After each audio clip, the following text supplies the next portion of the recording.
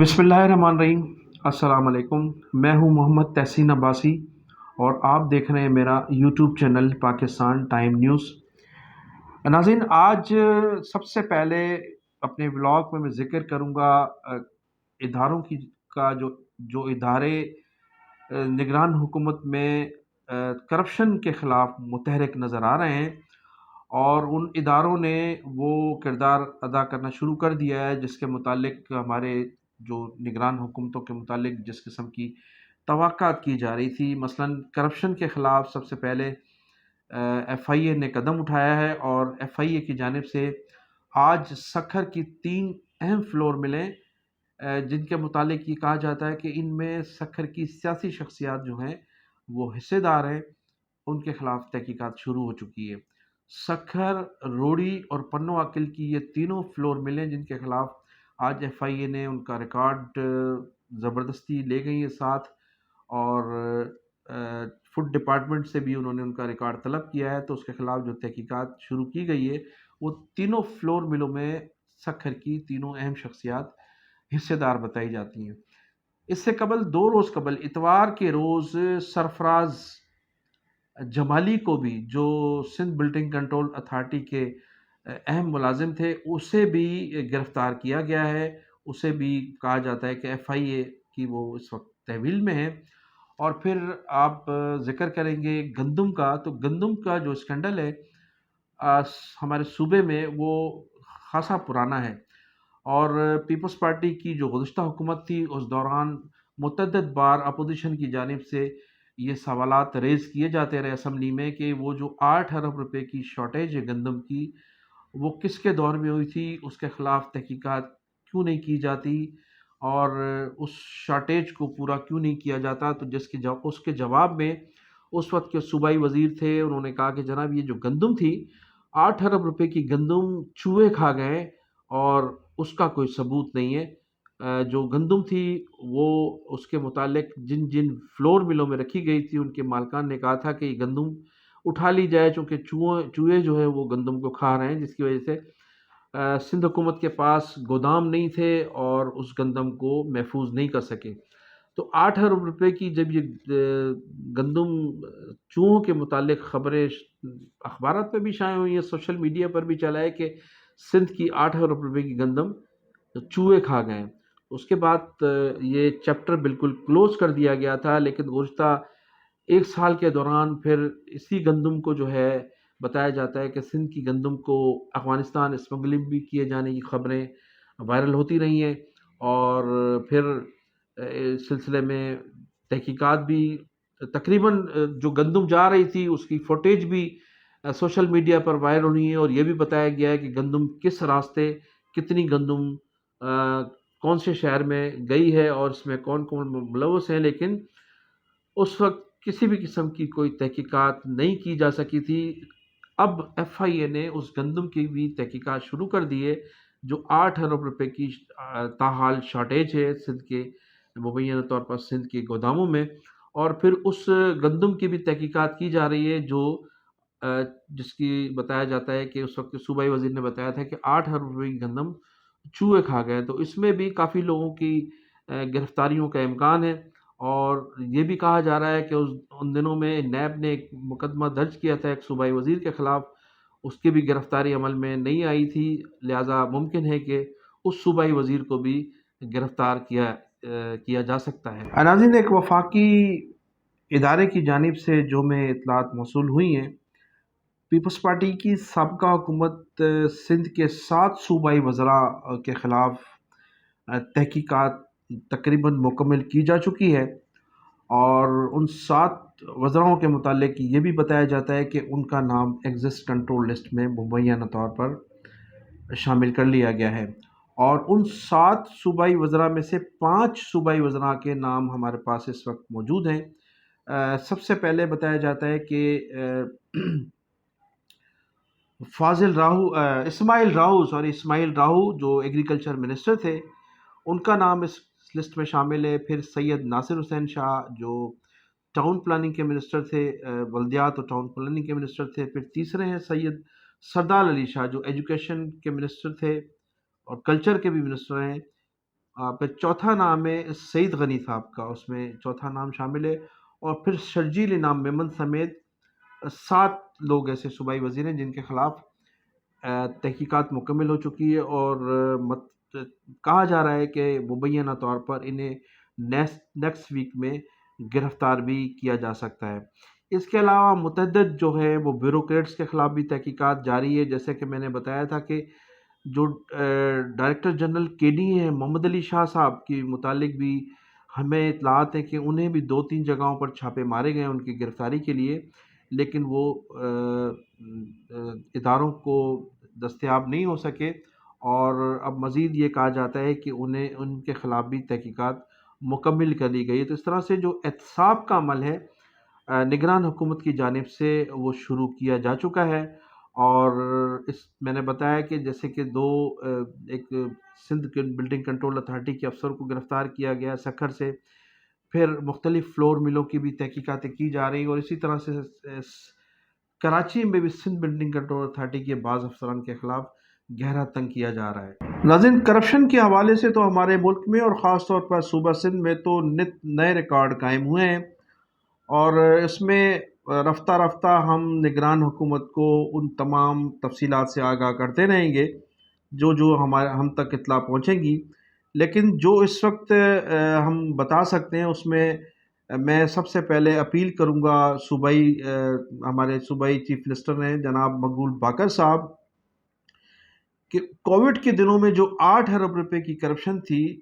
جو راشن کے نام پر سندھ حکومت نے ایشو کیے تھے، اور پھر کسی کو بھی وہ راشن نہیں دیا گیا، اس کا کوئی ریکارڈ بھی نہیں تھا کہ کن لوگوں کو دیا گیا، لینے والے کون تھے اور دینے والے کون سے ہاتھ تھے، کہاں کہاں تک وہ 8 ارب کا جو ہے راشن پہنچایا گیا، اس کی بھی تحقیقات ہونی چاہیے۔ پھر وزیر اعلیٰ سندھ سید مراد علی شاہ صاحب نے جب آخری دنوں میں جب وہ اس حکومت کو چھوڑ کر جا رہے تھے تو 20 کروڑ اور چند لاکھ روپے کے متعلق بتایا جاتا ہے کہ وہ انہوں نے اپنے ملازمین کو، ہر ملازم سندھ چیف منسٹر کے ہاؤس کے ہر ملازم کو 7 ماہ کی تنخواہ بونس کے طور پر دیے، جن کی رقم بنتی ہے 20 کروڑ اور 11 لاکھ روپے۔ تو ان پیسوں کی بھی تحقیقات ہونی چاہیے۔ وزیر اعلیٰ سندھ صاحب نے سرکاری پیسے پر بڑی سخاوت کا مظاہرہ کیا ہے۔ اگر یہ سخاوت اپنے پیسے سے کرتے اور اپنی جیب سے یہ ادائیگیاں کرتے، کیونکہ چیف منسٹر ہاؤس کے عملے نے ان کی بہت خدمت انجام دی ہے، بہت ان کے مہمانوں کی اور ان کی بڑی خدمت انجام دی ہے، تو یہ پیسہ ان کو اپنی جیب سے دینا چاہیے تھا، اپنی زمین سے آنے والے پیسے سے دینا چاہیے تھا، لیکن انہوں نے سرکاری خزانہ جس طرح سے وہ لٹاتے رہے، اور اسی طرح سے آخر میں جاتے جاتے انہوں نے اپنے ملازمین کو 20 کروڑ روپے سے نوازا، تو اس کی بھی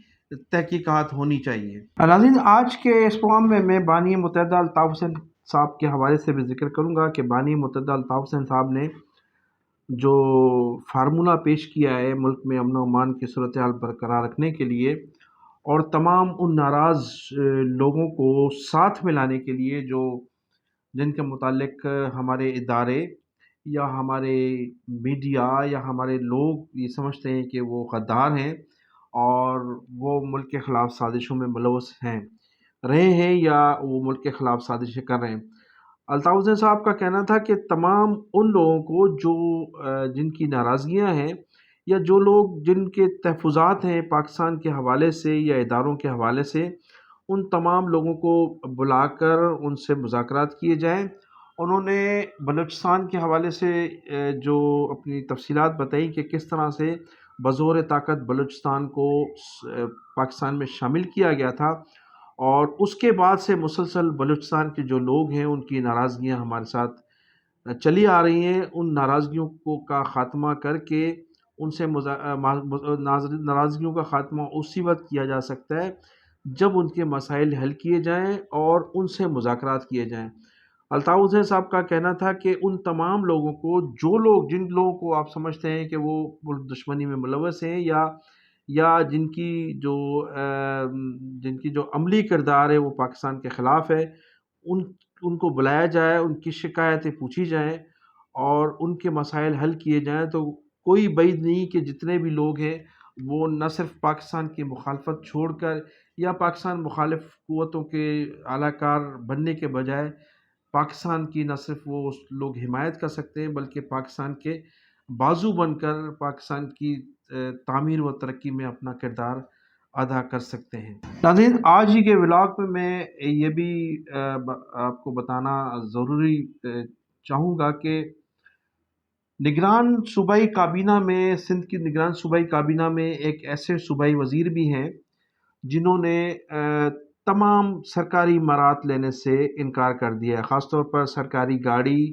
سرکاری پیٹرول، تنخواہ اور کسی بھی قسم کی امارات لینے سے انہوں نے انکار کر دیا ہے،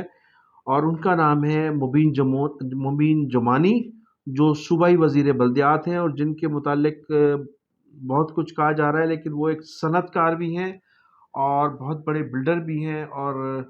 ان کی بہت بڑی ایک کنسٹرکشن اپنی ذاتی کمپنی بھی ہے۔ مبین جمانی صاحب کا شمار پاکستان کے اہم صنعت کاروں میں ہوتا ہے، تو انہوں نے آج تمام سرکاری امارات لینے سے انکار کر دیا ہے، اور یہ دوسرے صوبائی وزراء کے لیے جو صاحب حیثیت لوگ ہیں، جو اس ہماری جو ایلیٹ کلاس کے لوگ ہیں، جو ہماری اشرافیہ ہیں، ان کے لیے ایک بہت بڑی مثال ہے۔ پھر آج ناظرین میں یہ بھی ذکر کروں گا کہ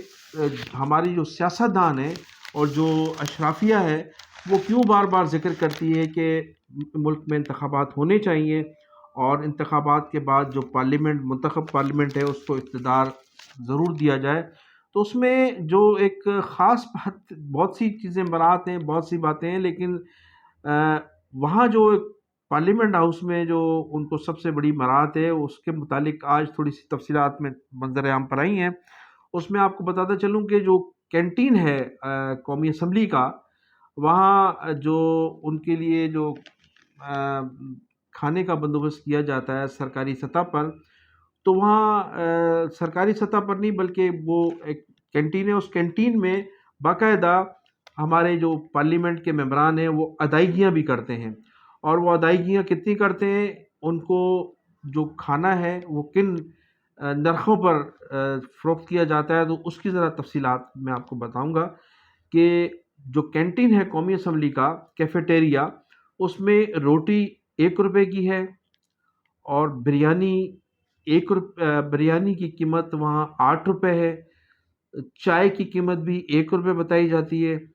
سبزی کی پلیٹ 4 روپے کی ہے، دال 1.5 روپے کی ہے، چکن جو ہے وہ 24 روپے کی ہے، اور اسی طرح سے گوشت کی پلیٹ بھی 24 روپے کی ہے، اور مچھلی کی پلیٹ جو ہے وہ 13 روپے کی ان کو جو ہے پارلیمنٹرین کو دی جاتی ہیں۔ تو اس طرح سے جو ہمارے جو عوام کا پیسہ ہے، عوام کا جو ٹیکس سے لیا جانے والا پیسہ ہے، وہ تمام جو ہے اخراجات وہ ہمارے پارلیمنٹرین پر خرچ کیے جاتے ہیں، اور کینٹین کے جو ٹھیکیدار ہیں ان کو سبسڈی دی جاتی ہے، کروڑوں روپے کے حساب سے سالانہ ان کو سبسڈی دی جاتی ہے، تو اس سبسڈی کے ذریعے وہ اتنا سستا کھانا ہمارے منتخب نمائندوں کو فراہم کرتے ہیں۔ تو میں انہی الفاظ کے ساتھ آپ سے اجازت چاہوں گا کہ آپ میرے چینل کو سبسکرائب بھی کیجیے گا، اور اپنی کمنٹ سیکشن میں قیمتی رائے کا اظہار بھی ضرور کیجیے گا۔ پاکستان زندہ باد۔